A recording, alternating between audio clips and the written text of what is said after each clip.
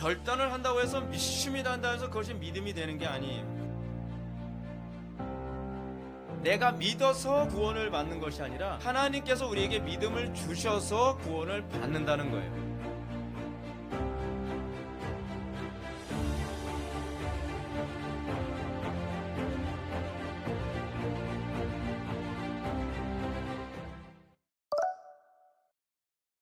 하나님 말씀은 로마서 4장 13절부터 17절까지 말씀, 신약성경 244페이지입니다. 신약성경 244페이지 로마서 4장 13절부터 17절까지의 말씀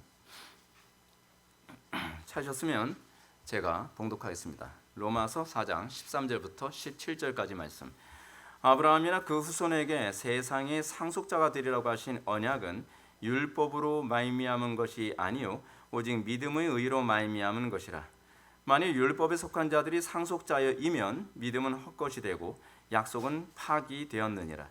율법은 진노를 이루게 하나니 율법이 없는 곳에는 범법도 없느니라. 그러므로 상속자가 되는 그것이 은혜에 속하기 위하여 믿음으로 되나니 이는 그 약속을 그 모든 후손에게 굳게 하려 하심이라.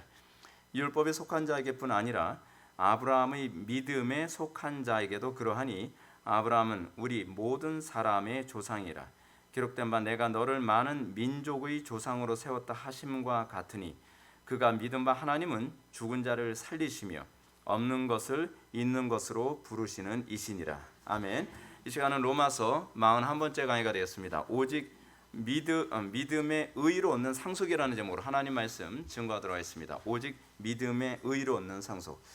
구원이 오직 믿음으로만 된다라고 하는 이 교리에 대하여 상당수의 많은 사람들이 오해를 하곤 합니다. 어느 시대든지 많은 사람들은 특히 이제 중세 시대에도 이런 공격을 했었는데 그것이 뭐냐면 믿음으로만 의롭게 된다라고 한다면 사람들은 부도덕하게 될 것이다라고 중세 시대 로마 가톨릭에서는 끊임없이 종교교육자들에게 공격을 했었습니다.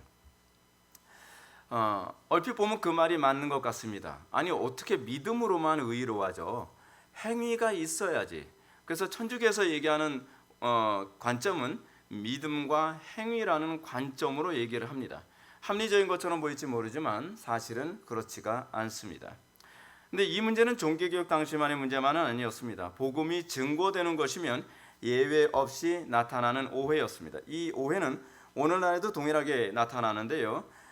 그렇기 때문에 바울이 이 문제에 관해서 이렇게 얘기합니다. 바울도 유대인들에게 이런 오해를 받았기 때문에 이 오해를 해소하기 위해서 로마서 3장 13절에서 그런데 우리가 믿음으로 말미암아 율법을 파기하느냐? 그럴 수 없느니라. 도리어 율법을 굳게 세우느니라. 그러니까 믿음에 대한 개념이 불분명하니까 어떤 문제가 발생하냐면 믿음으로만 의롭게 되어진다라고 가르치게 되면 오히려 그 믿음이 우리로 하여금 율법을 파괴할 것이다. 오히려 우리를 무율법주의 또는 부도덕함으로 우리를 인도할 것이다 라고 생각하는 것이죠. 근데 그렇지가 않다는 겁니다. 바울은 오히려 뭐라 얘기하냐면 그 믿음이 오히려 우리의 율법을 더 견고하게, 우리의 도덕성을 더 견고하게 만들 것이다 라고 우리들에게 그렇게 설득하고 있는 것입니다. 이거 어찌됐든 사람들이 가장 납득하기 어려운 문제는 이겁니다. 아니 오직 믿음인데 거기 행위가 들어가면 안 된다고 하는데 어떻게 믿음만 얘기하는데도 불구하고 도덕성이 또는 율법을 준수함이 나올 수 있겠느냐 하는 것입니다. 제가 이제 결론부터 먼저 얘기하겠습니다. 여러분 우리가 어떤 행동이 나오게 되는 것은요, 그 행동이 내 눈에 옳다고 보여지기 때문에 행동이 나오는 것입니다. 그러면 믿음이 하는 일은 무엇이냐 하면 믿음은 단순히 그냥 지적 고백이 아닙니다. 그러니까 사람들이 이 믿음이라고 하는 것에 대한 개념에 심각한 오해를 가지고 있는 것이죠. 믿음이란 무엇이냐면 궁극적으로 우리의 관점 전체가 다 바뀌는 것입니다. 마치 삭개오가 믿음을 갖게 되니까 자기의 모든 재산을 팔아 이웃과 나누고 그리스도를 따르게 되었던 것처럼 예수님께서 어떤 행동을 요구한 것이 아니라 그에게 믿음을 요구했는데 그가 믿음을 가지니까 어떤 현상이 나타납니까? 재물보다 그리스도를 따름이 옳다라는 것을 알게 된 것이죠. 그 안목, 관점, 이 세계관이 바뀌고 나니까 자동적으로 윤리가 따라오게 되는 것입니다. 윤리가 따라오는 것이라는 관점을 이해했을 때에 비로소 믿음이 무엇인가를 이해할 수 있게 되는 것입니다. 자, 근데 우리가 한번 봅시다. 오직 믿음으로만 구원을 얻을 수 있다는 것과 그런 가르침이 어떻게 그러면 도덕성을 동반할 수 있는가? 믿기만 했는데 어떻게 우리에게 구원이 생기는가? 마치 믿음이 도깨비 방망이처럼 여겨지지 않습니까? 그래서 자꾸 사람들이 이렇게 얘기합니다.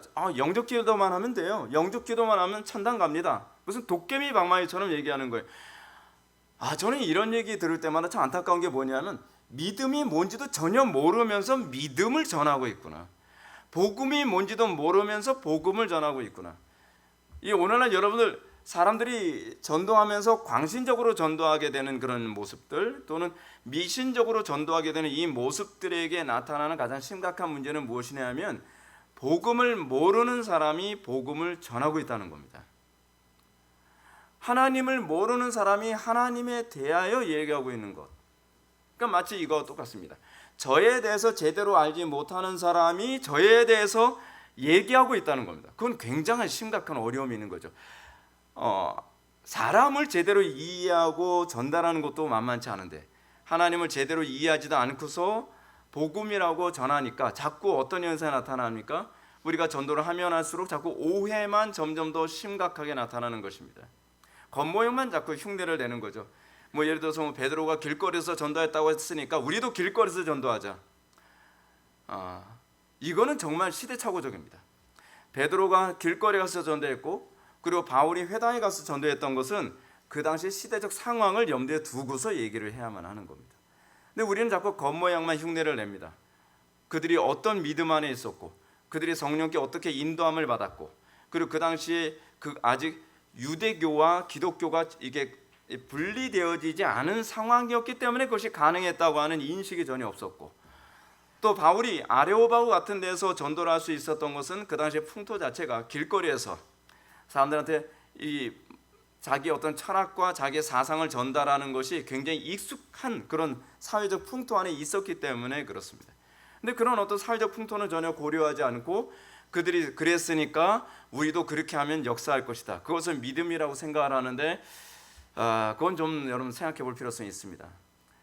이방인에게는 이방인에게, 유대인에게는 유대인에게 각 상황에 맞게 그 나라는 가서 그 나라의 상황과 문화에 맞게 복음을 증거하는 것이 이것이 지혜고 그것이 성령께서 우리에게 원하시는 방식이기도 합니다. 자, 그렇다면 우리가 이 상식적으로만 생각한다면 구원 얻기 위해 그러면 우리는 이 생각을 합니다. 무엇을 해야 되지 않습니까? 그렇습니다. 여러분들이 항상 생각할 때 그렇습니다. 내가 구원을 받으려면 내가 무엇인가 해야 된다고 생각을 합니다.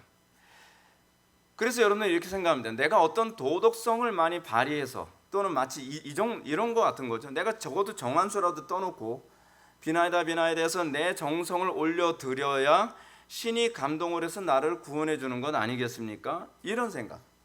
근데 이것이 전형적인 타락한 본성의 특징입니다. 왜 이것이 타락한 본성의 특징인가?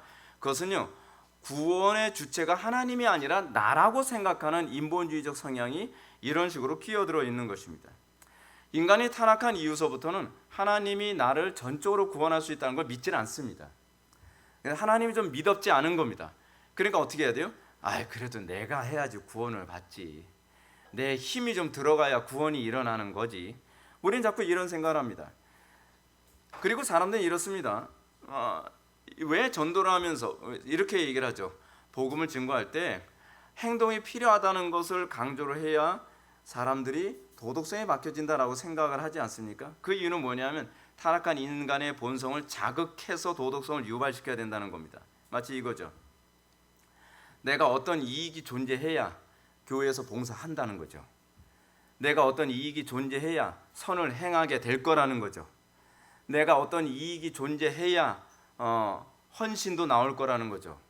근데 그거는요, 기계적인 관계에서 요구되는 겁니다. 근데 여러분, 우리가 사랑하는 관계 안에서는 그렇게 나오지 않죠. 사랑하기 때문에 하는 거죠. 그러니까 복음과 세상적 관점이 얼마나 다른지 모릅니다. 근데 세상적 관점이 교회 안에 들어오면서 헌신하지 않고 헌금하지 않고 또 충성하지 않고 도덕성에 나오지 않은 교인들을 움직이게 하기 위해서 공포스러운 무엇인가를 만들어야만 합니다. 여러분들이 그렇게 도덕적으로 일해가지고서 천당 갈 수 있겠습니까? 여러분들이 이렇게 헌금을 안 하는데 여러분들 천당 갈 수 있겠습니까? 여러분들이 이러이러한데 여러분들 천당 갈 수 있겠습니까? 라고 하는 일종의 천당이 어떤 협박 도구가 되는 것이죠. 근데 그것이 중세 시대의 로마 가톨릭의 방식이었습니다. 그래서 그들은 구원을 받기 위해 어떤 도덕성을 추구하고, 그리고 구원을 받기 위해 그들이 면죄부를 샀어야만 했고, 그들이 구원을 받기 위해 또는 보석이라고 하는 교리를 채우기 위해서 그들은 어떤 도덕을 행했어야만 됐던 것입니다. 근데 그것은 하나님을 사랑하기 때문이 아닙니다. 그렇게 해야만 나의 죄 문제가 해결이 되고, 그렇게 해야만 내가 구원을 받을 것이라고 하는 어떤 조건적인 반응이었죠. 조건 반응. 그래서 사람들은 구원은 내가 쟁취해야 되는 그 무엇이다, 적어도 0.1% 정도의 나의 힘이라도 들어가서 내가 구원을 받는 것이다 라고 생각하는 것입니다. 그래서 이 믿음이라고 얘기하는 것이 머리로는 어느 정도 납득이 될지 모르는데, 내 본성에는 그 믿음이 내 속에 어떻게 작용하는지를 한 번도 경험해 보지 못했기 때문에 우리는 자꾸 어떻게 생각을 합니까? 나의 힘, 나의 의, 나의 어떤 도덕성, 또는 외부로부터 어떤 공덕, 인간적인 공덕이 들어가야만 나한테 구원이 일어날 것이라고 생각하는 오류에 자꾸 빠지는 겁니다. 그런데 흥미롭게도 우리의 본능은 믿음과 행위의 문제에 대해서 지금 제가 말씀드린 것과 정반대로 나타난다는 겁니다. 구원을 얻는데 오직 믿음만 필요할 뿐이라고 가르치면 이제 더 이상 행위는 또 필요 없을 거라고 생각하는 극단적인 반응까지 또 나타납니다. 그래서 사람들이 그럽니다. 믿음을 제대로 이해를 못하니까, 그러면 믿음으로만 구원을 받는 거니까, 그러면 내가 영접했으면 그러면 이제 아무렇게나 막 살아도 되는 거네요. 근데 성경이 가르치는 개념이 그 개념이 아니잖아요. 이런 오류는 믿음으로만 구원을 얻는다는 가르침에 대한 또 다른 오해, 극단적인 반대편의 오류에서 나온 겁니다. 믿음을 추구했지만 정작 구원이 그에게 발생하지 않았기 때문에 나타나는 겁니다. 실제로 그 속에 구원이 발생했다고 한다면 믿었기 때문에 무율법적으로 살아도 된다는 생각이 들어갈 자리가 없습니다. 그것이 성경이 가르치는 믿음의 개념입니다. 자, 그러면 이런 오류가 자꾸 나타나는 이유가 무엇일까요? 한 세 가지를 제가 말씀드리겠습니다.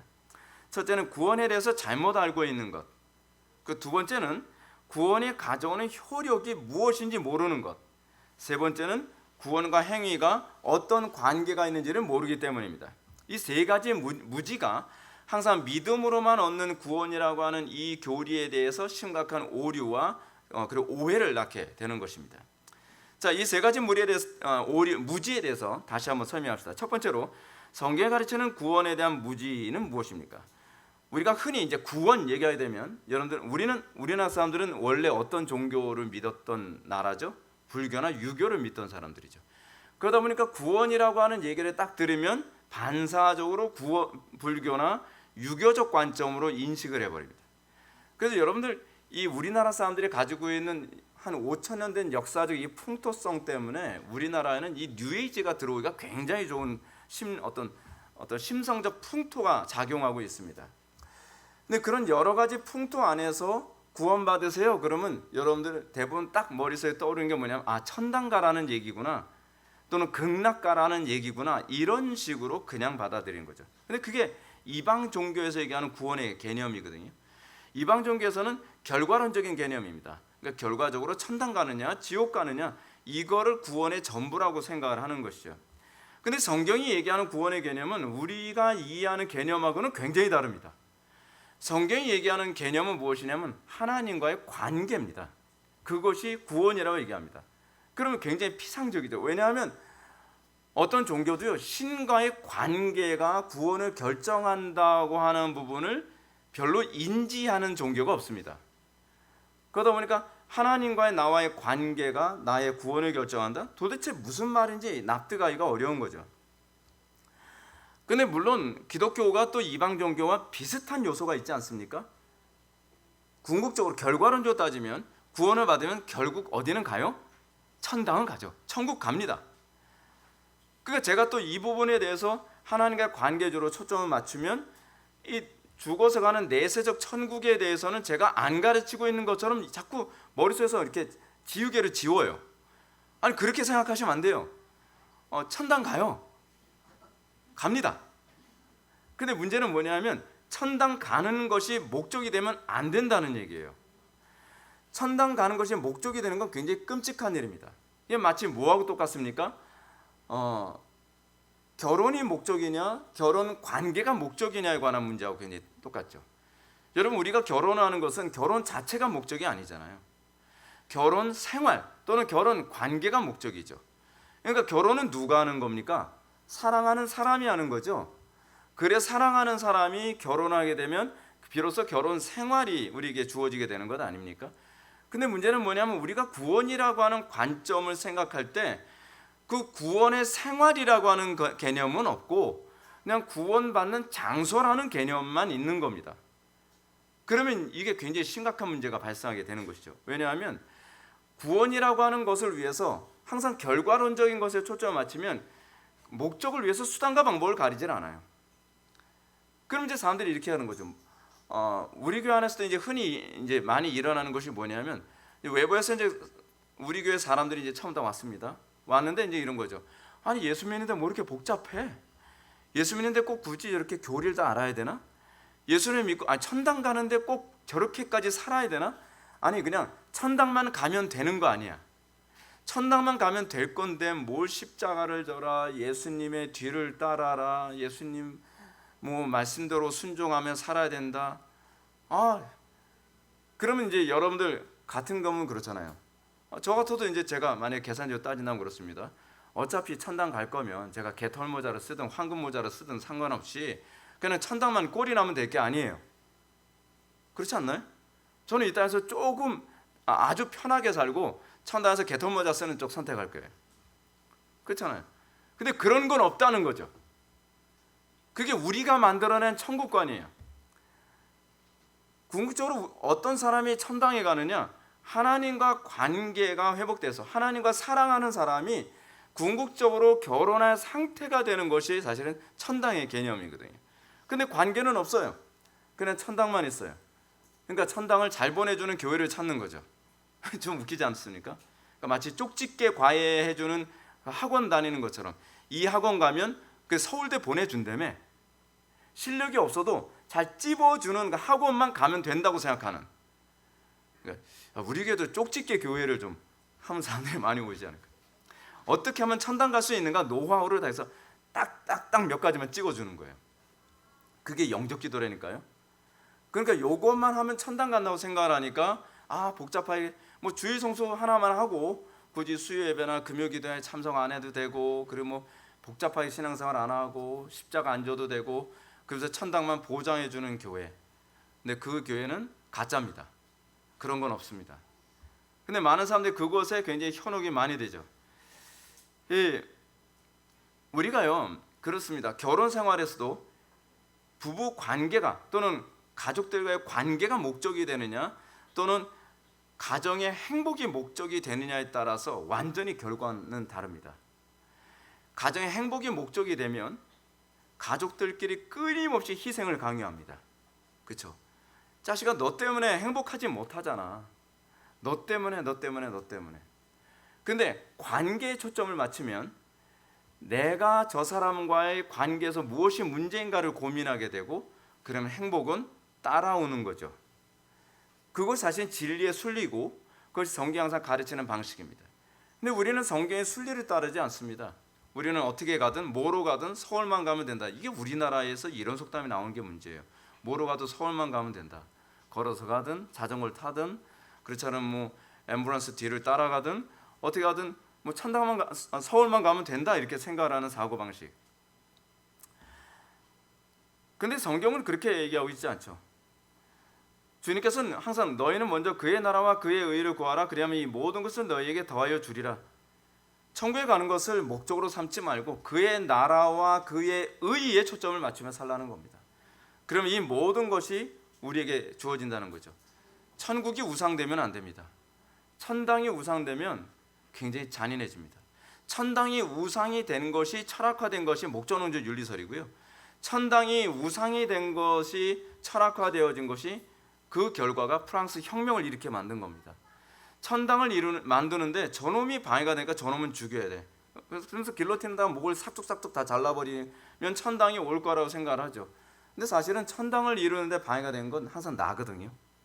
그렇죠? 목 잘려야 될 인간은 누구예요? 나인데 자기 눈에는 그렇게 보이지가 않는 거예요. 천당이 항상 목적이 되면 항상 인간이 잔인해지고 사악해집니다. 근데 더 죄책감을 안 느껴요. 문제가 이겁니다. 근데 이것이 이방 종교가 항상 추구하는 방식입니다. 그러다 보니까 이방 종교에서는 신이 목적이 아닙니다. 신이 항상 수단입니다. 그래서 고대 종교에서 전쟁을 하는 방식이 뭡니까? 신 빼앗기 싸움이에요. 그게 고대 전쟁의 특징입니다. 그래서 전쟁을 할 때 어떻습니까? 각자마다 자기의 신을 막 여러 종류대로 신을 다 들고 나옵니다. 그래서 나가서 전쟁에서 이기고 나면 어떻게 해요? 상대방의 신들을 깡그리 다 긁고 모아가지고 자기 신당에다가 신을 차곡차곡 쌓아 놓는 거죠. 그러면 우리가 더 행복해질 것이고 우리가 더 풍요로워질 것이고 더 안락해질 것이다 라고 생각을 하는 겁니다. 신이 목적이 아니에요. 그러니까 특정 어떤 신이 별로 도움이 안 된다고 생각하면 그 신을 버리는 것도 아무렇지도 않게 생각을 합니다. 이 신 저 신 갈아타는 걸 아무렇지도 않게 생각하죠. 그리스 로마 신화가 그거 아닙니까? 그리스 로마 신화 보면요, 행복을 주기 위해서는 행복 주는 신, 또는 지혜를 원하면 지혜 주는 신, 또는 전쟁을 원하면 전쟁에서 승리하게 하는 신, 뭐 마르스 같은 신, 뭐 이런 신 찾아다니는 거예요. 그러니까 이게 얼마나 이 이방 종교적 신관이 교회 안에 많이 들어와서 사람들이 이 모양 되는지 모릅니다. 항상 이 행복, 성공, 만족 이것에 초점이 맞춰지고 신을 수단으로 여기게 됐을 때 그 종교는요 아주 추잡해집니다. 오늘 구원에 대한 오해는 이런 모습이 그대로 나타나게 되었습니다. 심하게는 종교다운주의에서 나타나서 나를 천당에 보내주기 원한다면 어떻게 해요? 그래서 어떤 종교를 믿든지 상관없는 겁니다. 나는 원래 기독교인인데 천당을 이슬람이 더 잘 보내주는 것 같다. 그럼 이슬람으로 갈아타는 거예요. 그렇지 않으면 뭐 이 종교를 믿으면 또 천당 더 잘 보내줄 것 같으면 저 종교 하다못해 2단으로도 갈아타고 2단으로 좀 부족한 것 같으면 3단으로 갈아타고 4단, 5단 그 점점 사람이 고수가 돼갑니다. 유단자가 돼가는 거죠. 그럼 뭐래도 바뀌질 않아요. 그 사람은. 왜냐하면 기존의 세계관 자체가 신에 대한 인식 자체가 달라졌기 때문에 그렇습니다. 그래서 코넬리우스 반틀의 변증학의 제1장에서 얘기하는 것이 뭐냐면 신에 대한 개념의 인식의 변화에서부터 시작을 합니다. 아주 적절한 접근입니다. 이것을 우리는 다른 말로 유토피아주의라고 얘기합니다. 유토피아를 준다고 한다면 뭐 어떤 거라도 난 얼마든지 갈아탈 준비가 되어 있다는 겁니다. 오늘날 왜 이혼도 이렇게 쉽게 하는지 아십니까? 유토피아주의 때문에 그런 겁니다. 내가 이 사람하고 결혼하면 더 행복할 것 같은데 내가 저 사람하고 결혼했으니 빨리 헤어지고 또 저 사람하고 결혼하자. 근데 이쪽으로 갈아탔는데 또 다른 그 이성을 보니까 나를 더 행복하게 해줄 것 같은 거예요. 그 또 갈아타고 그러면서 이혼을 수도 없이 하게 되는 거죠. 왜요? 나의 삶은 내 인생은 행복을 위해서 존재한다고 하는 저 행복주의적 사고방식, 유토피아적 사고방식의 밑바탕에 깔렸기 때문에 그렇습니다. 이 사고방식의 밑바탕에 깔리면 그냥 사람이 그냥 지저분해집니다. 두 번째로 구원에 대한 무지는요, 구원이 동반하는 효력에 대한 무지입니다. 그 사람들은 구원이 동반하는 효력이 뭐라고 생각하냐면 천당 가는 거라고 생각하죠. 아닙니다. 여러분 성경 읽으면서 느끼셨습니까? 제가 20대 초기 때 성경을 읽으면서 굉장히 충격을 받았던 게 있습니다. 그것이 뭐냐면 예수님이 천당 보내는 얘기를 별로 한 적이 없어요. 몇 번 안 하셨어요. 예수님이 주로 관심을 가지셨던 게 뭐냐면 천당을 이루라는 겁니다. 그리고 천당이 오고 있다는 겁니다. 하나님의 나라. 그래서 내가 알고 있는 기독교가 아닌데? 나는 예수 믿으면 천당 가는 거에 주로 초점이 맞춰진 기독교로 알고 있었는데 오히려 예수님은 뭐냐면 너희를 통해서 이 땅에 하나님의 나라를 이루는 것, 너희를 통해서 너희의 가정과 직장과 캠퍼스와 삶의 모든 영역에 하나님의 나라, 소위 천당을 이루는 것, 천국을 이루는 것을 주로 말씀하셨는데 왜 나는 천당 가는 거에 대해서만 얘기를 들었지? 이것이 저에게 굉장히 혼란을 가져다 줬었어요. 왜냐하면 선입견이죠. 성경은 천당 가는 것만 얘기하고 있다고 생각하는 겁니다. 근데 이것이 우리가 얼마나 선입견을 가지고 성경을 잘못 읽었는가를 알 수 있는 거죠. 일단 한번 선입견이라고 하는 이 관점이 한번 딱 바뀌면요, 이건 뭘 얘기해도 귀에 들어오지 않습니다. 아무리 설교를 해도 그러면 이제 예배 끝나서 그런 거죠. 그러니까 결국은 예수 믿고 천당 가라는 얘기지? 그러면서 가는 거예요. 아니 뭔 소리를 들은 거예요 도대체.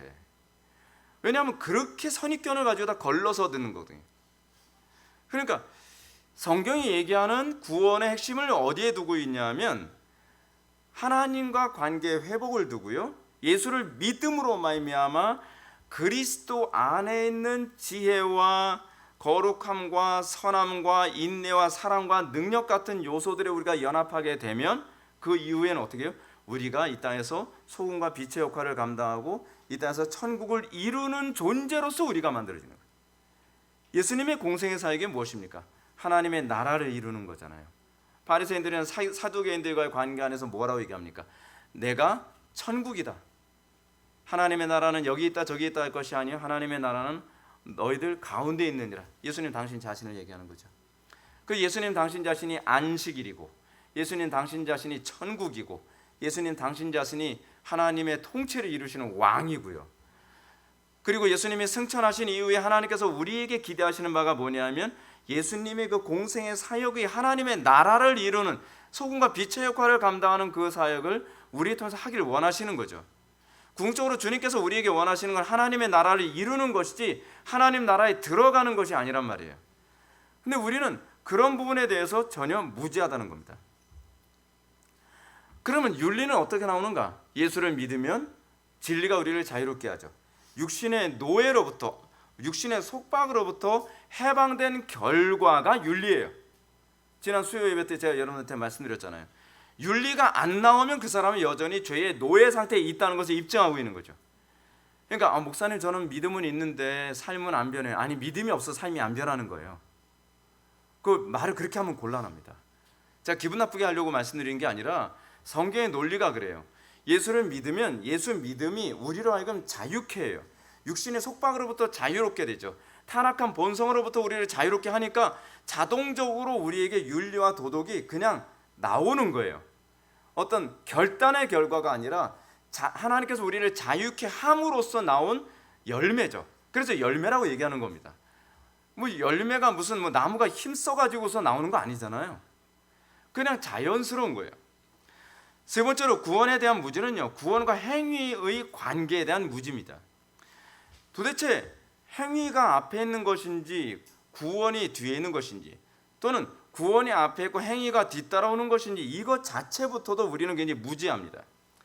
그래서 많은 사람들이 착각을 하는 것이 뭐냐면 저 사람이 구원받는 건 구원받을 만한 자격이 있어서 구원받은 거라고 생각을 하는 거예요. 아니 한편 강도는 뭐 구원받을 자격이 있어서 구원받았나요? 구원받을 자격으로 얘기하면 더 착한 사람들 많는데 왜 그럼 누구는 구원하고 누구는 구원하지 않나요? 그러니까 구원받을 자격이 있어서 구원을 받았다고 생각을 하면 어떤 문제가 발생합니까? 내 구원을 자랑을 하죠. 저러니까 구원을 못 받지, 다른 사람을 정죄를 한단 말이에요. 근데 우리는 구원이 내 행위와 내 의에 의한 결과가 아니라 하나님께서 우리를 긍휼히 보신 결과라고 믿기 때문에 그 믿음 안에서 우리는 구원받지 못한 사람들을 볼 때에 우리는 긍휼히 여기는 거죠. 불쌍히 여기는 거죠. 나도 구원받을 만한 자격이 있어서 구원받은 것이 아닌데 저 사람에게도 하나님의 은혜가 임하면 저 사람도 구원받을 수 있는데, 그러니까 우리는 그 사람들을 위해서 기도하고 그 사람들이 주님께로 오도록 섬기고 돕고 싶은 게 되는 것이죠. 구원은요, 구원을 위한 공로에 관한 문제는 공로는 오로지 예수 그리스도에게만 있습니다. 구원이 우리의 행위에 어떤 식으로든지 영향을 끼치게 되면 어떤 문제가 발생하냐면 예수 그리스도의 공로는 의미가 없게 돼버려요. 우리는 그래도 우리의 어떤 행동이 있어야 된다고 생각합니까? 아니요, 그렇지 않습니다. 그리스도께서 왜 이 땅에 오셨는데요? 그리스도께서 왜 이 땅에서 공생의 생활을 하시고 순환을 당하시고 십자가를 지시고 죽으시고 부활하셨는데요? 그 영광을 우리에게 주시기 위해서입니다. 근데 예수 그리스도의 죽으심과 순환과 고난에 관한 그 공로를 가치 없게 만드는 것, 아주 그 한 원샷으로 그냥 가치 없게 만드는 것이 뭐냐면 내 공로를 얘기하면 그냥 끝나버리는 거예요. 그리스도의 공로는 아무 의미가 없게 되는 거죠. 아니 목사님 그건 아니고요. 그리스도의 공로가 99.9%인데 내 공로도 한 1%는 필요한 것 아니냐라는 얘기죠. 아니요, 그렇지 않습니다. 내 공로가 모든 걸 결정한다고 한다면 99.99999%라 한다 할지라도 그리스도의 공로는 의미가 없게 되는 겁니다. 왜냐하면 궁극적 결정은 그리스도께서 하시는 것이 아니라 내 공로가 결정하는 것이니까. 문제는 오늘날 기독교 진영 안에서 신자들의 행위에 대하여 이미 받은 구원을 또 보존하는 능력이 우리의 행위에 있다고 생각하는 주장이 또 많이 대두되고 있습니다. 문제는 뭐냐면 많은 신학생들이 또 여기에 막 환호하고 있습니다. 구원은 은혜로 받는 거지만 그 구원을 유지하는 건 내 공로, 내 윤리, 내 행위가 중요하죠. 이걸 주장하는 것이 바로 바울의 세관점 개념이고요. 그리고 김세현 박사가 얘기하는 유보적 칭의 이론에 관한 개념입니다. 그러니까 바울의 세관점을 주장한 사람이 톰 라이트라든지 샌더슨이라든지 그렇지 않으면은 제임스 던 같은 사람이 이걸 굉장히 많이 주장을 합니다. 여러분들이 어떤 행위를 했냐에 따라서 이 나중에 이 행위에 의해서 구원이 보존되느냐 보존되지 못하느냐, 그 언약에 계속 있을 수 있게 되느냐 언약에서 떨어져 나가느냐는 여러분들 행위가 결정합니다. 이건 교묘한 얘기입니다. 그럼 결국 행위가 우리의 구원을 결정한다는 얘기가 돼버리는 거거든요. 근데 여기서 약간 더 다르게 얘기한 분이 이제 김세현 박사죠. 김세현 박사는 뭐라 얘기해요? 너희들의 행위가 궁극적으로 최종적 심판에서 네가 구원을 받느냐 구원받지 못하느냐를 규정하게 된다. 그래서 유보적 칭의 이론을 얘기하는 거죠. 지금 칭의 됐다고 하지만 나중에 어떻게 살아내냐에 따라서 하나님의 심판대 앞에서 최종적 심판이 기다리고 있다. 그러면 지금 우리가 칭의 됐다는 게 무슨 의미가 있냔 말이에요. 점점 사람들이 이렇게 돼갑니다. 근데 왜 이런 얘기가 자꾸 나오냐면 샌더슨이나 톰 라이트나 제임스 던, 그렇지 않으면은 이 김세현 박사 같은 분들이 공통적으로 하는 얘기가 있습니다. 신자들에게서 의로운 삶이 나오지 않는 문제에 대한 문제성입니다. 근데 의로운 삶이 나오지 않은 이 문제성은 제대로 믿지 않기 때문이지 믿음만으로 부족하기 때문이 아닙니다. 그러니까 그분들은 믿음의 효력 자체를 모르고 있는 분들인 거예요. 믿음의 효력이 뭔지 알면 그 얘기를 할 수가 없습니다. 할 수가 없어요. 근데 문제가 제가 알기로는 총신대 신대원생들 중에서도 상당수가 이 가르침만 막 환호한다고 그럽니다. 특히 이제 이런 거에 환호하게 되는 이유 중에 하나는 뭐냐면 톰 라이트 같은 사람이 워낙 말을 잘하니까요. 이 논쟁을 하면서 다 이긴대요.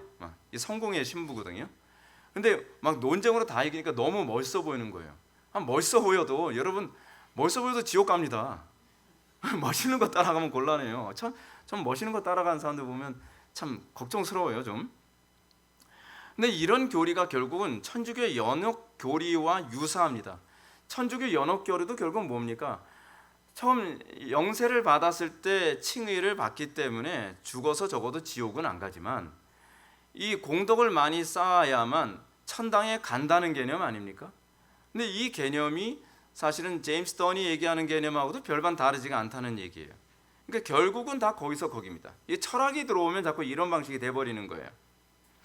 그래서 결국은 나중에 이게 뭐로 가냐? 종교 통합으로 가게 되는 겁니다. 전 세계 종교가 그런 식으로 통합으로 가고 있죠. 제가 지금까지 말씀드린 것이 오늘날 전 세계 교회에 흐르는 행위와 구원에 관한 흔한 오해와 오류들입니다.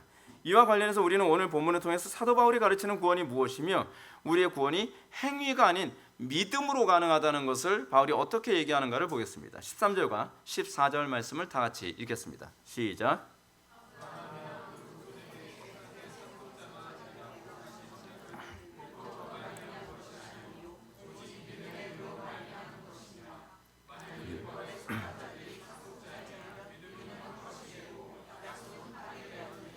아멘. 지금 바울이 지금 구원에 관해서 얘기할 때에 구원을 언약에 대한 상속의 개념으로 얘기하고 있습니다.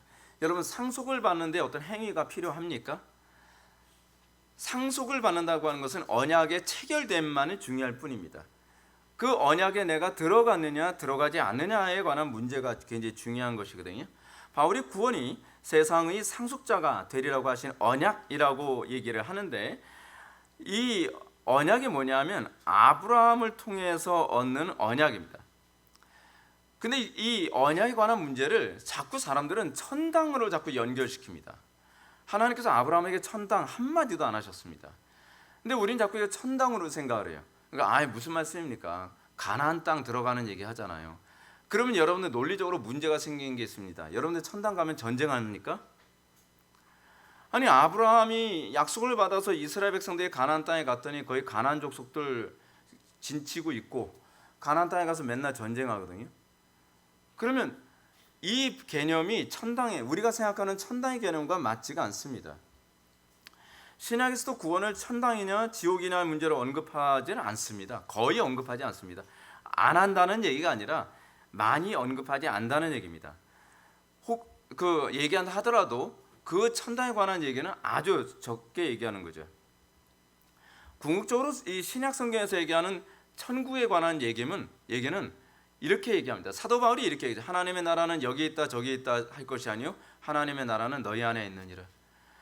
이 하나님의 나라의 임재, 하나님의 나라는 먹고 마신 데 있지 아니하고 성령 안에서 의와 평강과 희락이니라, 그 얘기죠. 아까 얘기한 건 예수님이 하신 말씀이고요. 하나님의 나라의 가장 핵심이 뭐냐면 성령 안에서 의와 평강과 희락입니다. 이 땅에서 하나님의 그 성령을 통해 의와 평강과 희락이 들어가면 그것이 하나님의 나라가 이미 시작된 건데, 이 땅에서 하나님의 나라를 이루지도 않고 이 땅에서 하나님의 나라를 경험해 보지도 않으면서 그냥 하나 죽으면 천당 갈 것이라고 생각한다. 뭘로 그걸 확신합니까? 뭘로 그걸 확신하죠? 그냥 믿습니다 하면 된다는 거예요. 그게 믿습니다가 아닙니다. 믿음은 분명한 효력이 있습니다. 근데 효력이 없으니까 이 믿음을 미신으로 바꾸는 겁니다. 성경은 온통 그리스도에 대해서 언급하고 있는 거 여러분 알고 계십니까? 성경의 관심은요, 천당 가는 것보다는 그리스도를 영접하는 데 관심을 갖고 있습니다. 그래서 성경은 온통 그리스도에 대해서 얘기하고 있습니다. 그래서 요한복음 5장 39절 말씀을 보면 예수님께서 이렇게 말씀하셨죠. 너희가 성경에서 영생을 얻는 줄 생각하고 성경을 상고하거니와 이 성경이 곧 내게 대하여 증거하는 것이로다. 구약 성경 전체가 뭐에 대해서 얘기하고 있습니까? 천당에 대해서요? 아니요, 예수님에 대해서. 근데 예수님이 천국이에요. 그래서 우리가 그리스도 안에, 그래서 사도 바울이 많이 했던 표현이 엔 크리스토스라고 하는 말 많이 쓰죠. 엔 크리스토스와 엔 푸뉴마티를 거의 동의어처럼 사용합니다. 그러니까 그리스도 안에 또는 성령 안에, 그리스도 안에 있지 않고서 내가 천국에 들어간다고 얘기할 수 없는 거예요. 우리가 천국에 간다라는 개념은 우리는 결국 그리스도 안에 있음을 의미합니다. 그리스도 안에 있는 사람이 천국에 가는 것입니다. 그래서 구약에서 끊임없이 그리스도를 얘기할 때 뭘 얘기하냐 하면 에덴 동산, 성전, 가나안 땅, 안식일, 제사장, 선지자, 왕, 제사 제물, 천국, 이게 다 그리스도에 대해서 얘기하는 겁니다. 근데 그리스도에 대해서 얘기하는데 거기에 가나안 땅이 있어요. 거기 성전이 있어요. 장차 요한계시록에서도 우리가 들어가야 될 하나님의 나라를 뭐라고 얘기합니까? 성전이라고 얘기하죠. 성전. 근데 그 성전이 누구를 얘기하는 거예요? 그리스도를 얘기하는 거죠. 그러니까 어떤 사람만이 천당에 들어갈 것을 확신할 수 있는가? 내가 그리스도 안에 살아가는 것. 엔 크리스토스죠. 내가 그리스도 안에 있다고 확신도 못하고 내가 성령의 임재 안에서 살지도 않음에도 불구하고 천당에 가서 확신한다고 한다면 그것은 세뇌된 것이든지 거짓된 확신임에 틀림없습니다. 그리고 그리스도 안에 있으면 당연히 그리스도의 삶이 나올 것이고 그리스도의 삶은 당연히 율법으로 나타나는 거죠. 그렇죠? 왜요? 그리스도는 율법의 완성자니까. 그러니까 우리가 예수를 믿는데도 불구하고 율법을 파기하는 것처럼 살고 예수를 믿는다고 함에도 불구하고 우리에게 윤리와 도덕이 나오지 않는다고 한다면 그것은 그가 그리스도 안에 있지 않음을 의미하는 거죠. 우리가 그리스도 안에 있는지 아닌지를 확인하는 시금석이 율법이지 내가 율법을 지켜야만 그리스도 안에 들어가는 건 아닙니다. 그리스도 안에 들어가는 것은 오직 믿음으로만, 그리고 그리스도를 믿으면 우리가 그리스도 안에 거하게 되므로 우리에게서 율법을 지킴, 또 그리스도와 함께하는 삶을 살아가니까 율법을 즐거워하는 현상이 우리에게 나타나는 것입니다. 다시 본문으로 돌아가겠습니다. 지금 바울은 아브라함이 받은 구원의 개념을 세상의 상속자가 되려 가신 언약으로 설명합니다. 이 개념도 기존 이방종교 개념으로 보면 재물의 복을 받는 것으로 오해하기 쉽죠. 자 보십시오, 상속자가 된다 그러지 않습니까? 근데 여기서 아브라함에게 상속자가 되리라고 하신 언약이 창세기에서 뭘 얘기하느냐에 관한 얘기입니다. 이 개념은 창세기 1장에서 아담에게 주신 언약, 즉 생육하고 번성하고 땅을 차지하고 정복하는 것의 연장선입니다. 그래서 여러분들이 내가 그 언약 안에 들어갔는가, 내가 아브라함의 자손인가, 내가 믿음으로 구원받았는가, 내가 그 상속자가 됐는가를 아는 게 뭡니까? 뭐로 확신할 수 있어요? 다스리고 정복하고 땅에 충만한 거죠. 우리를 통해서 하나님의 통치를 날마다 구현하고 우리를 통해서 어떻게 합니까? 아담에게 주어진 그 지상 명령이 그대로 나타나는 거죠. 근데 그게 전혀 안 나타나잖아요.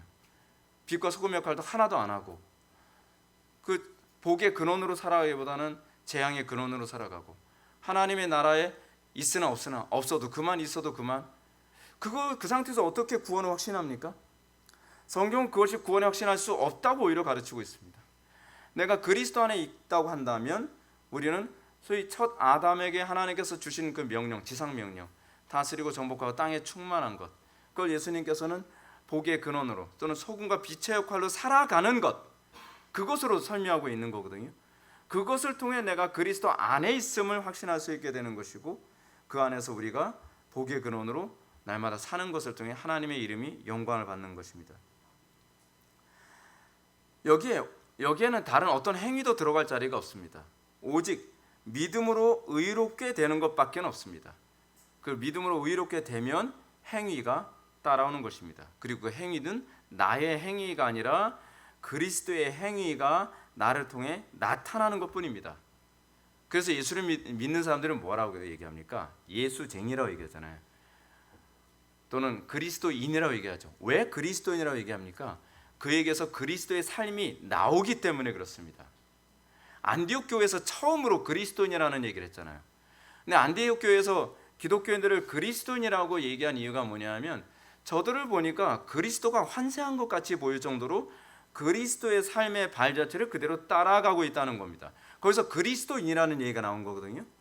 근데 우리가 거기서 내가 그리스도 안에 있음을 확신할 수 있게 되는 것인데 내가 예수를 믿었다고 함에도 불구하고 그리스도의 삶이 전혀 나오지 않음에도 불구하고 내가 예수를 믿는다라고 얘기한다면 이거는 좀 곤란한 거죠. 그래서 우리의 행위는 율법적 행위는 할례나 율법에 의해서 우리가 구원을 받는 것이 아니라 오직 믿음으로만 받습니다. 그리고 그 믿음은 예수의 때를 보고 기뻐한 믿음, 아브라함에게서 그에게서 나왔던 것처럼 여러분들이 예수를 믿고 나면 예수 그리스도 안에서 일어나게 될 하나님의 통치 영광스러움을 기뻐하는 것으로 우리에게 신앙이 나타나게 되는 거죠. 그래서 여러분들이 어떻습니까? 그리스도의 기뻐하심에 여러분들 참여하게 되고 그리스도의 슬퍼하심에 여러분들 참여하게 되고 그리스도의 탄식에 여러분들 참여하게 되고 그렇게 되는 거죠. 예수님께서 탄식하셨던 것 중 하나가 무엇입니까? 이 세대가 어떠한지 내가 좀 얘기 좀 해볼까. 이 세대는 피리를 불어도 춤을 추지 않고 또 곡을 하여도 저들이 울지 아니하는도다. 그리스도께서는 슬퍼하시는데 우리는 슬퍼하지 않습니다. 그리스도께서는 기뻐하시는데 우리는 기뻐하지 않습니다. 왜요? 그리스도 안에 있지 않기 때문에. 우리가 그리스도 안에 있다고 한다면 그리스도의 슬픔과 기쁨과 감사와 찬송에 우리가 참여하게 될 것입니다. 그러니까 자동적으로 자꾸 어떤 얘기가 나오냐면 행위로 구원받는 얘기가 나올 수밖에 없습니다. 왜냐하면 행위로 구원받는다고 가르쳐야 그렇게 협박을 해야 그래야 행위가 조금이라도 나올 거니까 그런 거죠. 근데 또 하나 요거가 안 먹혀들어가니까 이렇게 되면은 이 정통 교리에 위배된다고 하니까 이젠 믿음 자체를 하나의 행위처럼 얘기하는 거예요. 그렇죠? 믿어야 구원을 받는다는. 믿어야 구원을 받는다는 건 맞는데요. 믿음이 여러분들의 결단이 아니라 믿어지는 겁니다. 하나님의 은혜로 믿어지는 거예요. 그래서 믿음이 하나의 율법이 된 것을 뭐라고 얘기하냐면 신율법주의라고 얘기합니다. 로이 존스는 이렇게 얘기합니다. 만약 여러분이 자신의 믿음을 자랑한다면 다른 사람은 믿지 않았는데 자기는 믿는다는 사실을 자랑한다면 그것은 더 이상 은혜가 아닙니다. 그것은 더 이상 하나님께 영광이 아니며 명예는 당신의 믿는 행위로 가게 됩니다. 은혜든지 행위든지 둘 중에 하나이어야 합니다. 만약 여러분이 자신의 믿음까지도 공로로 생각한다면 믿음을 행위로 돌리고 있는 것입니다. 내가 믿어줬기 때문에 구원을 받는다. 그런 사람들이 많지 않나요? 그래서 교회 와서 목에 힘줍니다. 목사님 제가 그래도 이 교회 와서 제가 믿어줬는데 그렇게 하시면 곤란하죠. 믿어주는 거 아닙니다. 잘못하셨는데 우리는 믿어진 겁니다. 그 믿어진 사람만이 환난과 고난과 어려움이 있더라도 끝까지 믿음을 지키게 되는 것이지 내가 믿어줬다고 하는 사람들은 그때그때마다 다르게 행동을 합니다. 율법을 주신 목적은 그럼 이제 이런 얘기가 나옵니다. 그럼 율법을 주신 목적이 무엇입니까? 우리가 지난 시간에 할례를 주신 목적이 무엇이라고 했습니까? 이미 받은 약속을 인치시기 위해서. 내가 그 구원에 참여했는지를 확인할 수 있도록 하기 위해서 그것이 우리에게 율법을 주신 거거든요. 율법 자체가 뭐라 했습니까? 하나님의 이름이라 그랬죠. 그 십계명이 단순히 해라 하지 말라는 항목이 아니라 그것이 하나님의 속성이에요. 그래서 우리가 그 속성을 즐거워할 때에 내가 그리스도 안에 거했구나, 내가 구원을 받은 존재구나 라고 하는 것을 알게 되는 거죠. 자, 그런데 이렇게 얘기합니다. 근데 바울은 그렇게 얘기 안 하는데요. 15절 보면 율법은 진노를 이루게 하나니 율법이 없는 곳에는 범법도 없느니라 이렇게 얘기하고 있습니다 라고 이제 반박을 합니다. 근데 여러분, 바로 이겁니다. 제가 말씀드리려고 하는 것이, 율법이 진노를 이룬다는 것이 바로 율법 자체가 언약의 인침을 잘 보여주는 것입니다. 왜 그렇습니까? 율법을 돌판에 새겨서 이스라엘 백성들에게 가르치고 보여주면 그들 마음에 할례 받음이 있는지 없는지를 알 수 있죠. 율법을 강론했을 때 여러분 어떻습니까? 율법을 강론하면서 마음의 기쁨으로 받아들일 때에 내 속에 그리스도의 생명이 있구나라고 하죠. 사도 바울이 데살로니가 전서에서 뭐라고 얘기합니까? 너희가 하나님의 말씀을 들을 때에 기쁨으로 받도다. 그 마음속에 율법이 있는 사람들이 나타나는 특징입니다. 그래서 외형적으로 율법을 딱 얘기하고 내 마음속에 율법이 있는 이미 각인된 사람들은 거기서 커뮤니케이션이 있게 되는 거죠. 그래서 막 기쁘고 감사한 거죠. 근데 내 속에 그 율법이 오는 사람은 왜 꼭 저렇게까지 살아야 돼? 그것을 통해서 내 속에 율법이 없음이 오히려 드러나게 되는 거죠. 바로 그거 얘기하는 겁니다. 율법은 진노를 이루게 만드는 거죠. 모세가 신명기 10장과 30장에서 얘기했던 것처럼 율법은 우리 마음에 이미 각인되어져 있어야만 합니다. 그리고 내 마음에 율법이 각인됐는지 각인되지 않았는지 알 재간이 없잖아요. 우리가 병원에 가서 엑스레이 찍는다고 해서 이게 신기합니다, 당신의 심장에 율법이 새겨져 있네요, 그러지 않는단 말이에요. 그죠? 우리 속에 율법이 있는지 없는지는 어떻게 해요? 알아요. 율법이 강단에서 강론되어졌을 때 기쁨으로 받는 것.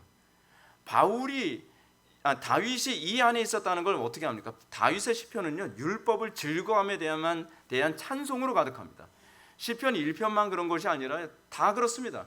특히 다윗의 시편 119편을 보게 되면 온통 율법에 대한 찬송으로 나옵니다. 왜요? 자기 마음속에 율법이 이미 각인되어져 있기 때문에. 이 본문이 얘기하는 것은 그겁니다. 그래서 바울이 율법은 진노를 이루게 한다라고 얘기하는 것입니다. 이것이 율법의 기능입니다. 그러면 율법이 없는 곳에는 범법이 없느니라고 한 말씀은 무엇을 의미하는 것이겠습니까?